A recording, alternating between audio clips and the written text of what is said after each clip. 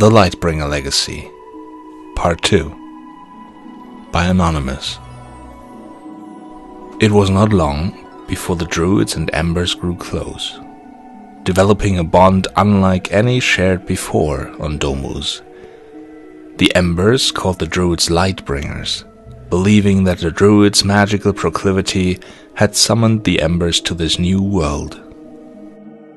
The new name was embraced, and soon the term druid would fade into memory.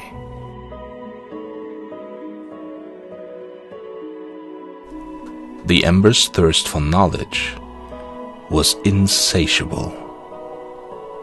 They wanted to see every mountain, feel every gust of wind, and meet every animal and species that walked the plains of Domus.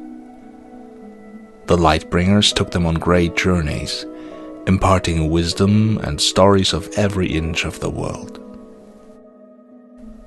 It was not easy at first. The embers were naturally passionate beings, prone to emotional outbursts and fits of fury, which could be dangerous to their new teachers. The Lightbringers sought ways to help hone the embers' magic and emotion to make them safe to the world. Out of this was born the first lantern, developed by the Great Council of Lightbringers.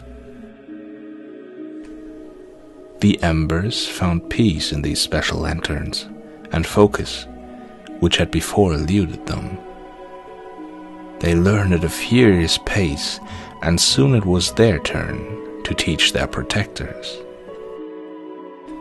The embers, sensing magical ability inside a Lightbringer, began to show them ways to calm the fire and channel their magic. They showed them how to enchant weapons, how to heal those around you, and most importantly, how to channel their magical desires through the embers. From this was born the special kinship, the likes of which Domus has not seen since.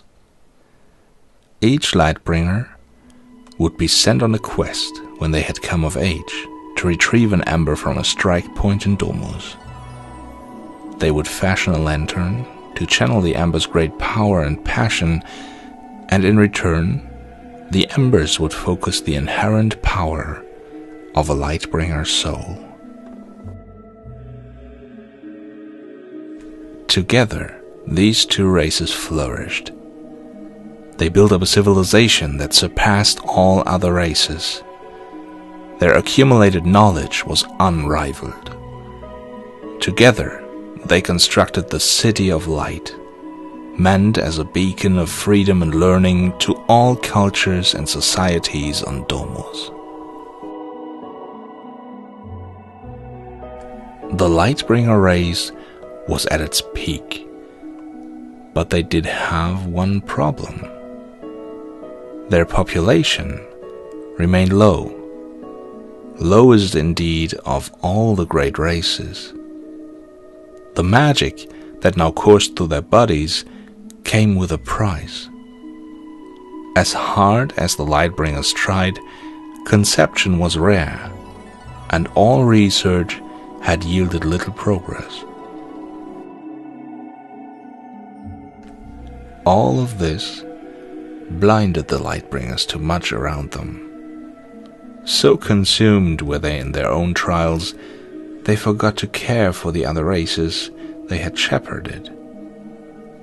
Elves, humans, and dwarves yearned to share in the power of the embers that had rained down upon them, but the Lightbringers, unsure if the power was too much for them, resisted, hoping to better understand the embers before imparting what they knew. The other races grew restless and angry. The Lightbringers were their teachers first, made to provide guidance for their growth. But now, the embers had taken that from them. The humans, elves, and dwarves held a secret council to discuss what to do about this new problem. Their leaders were impetuous. They were not willing to wait any longer for this great knowledge being hidden from them.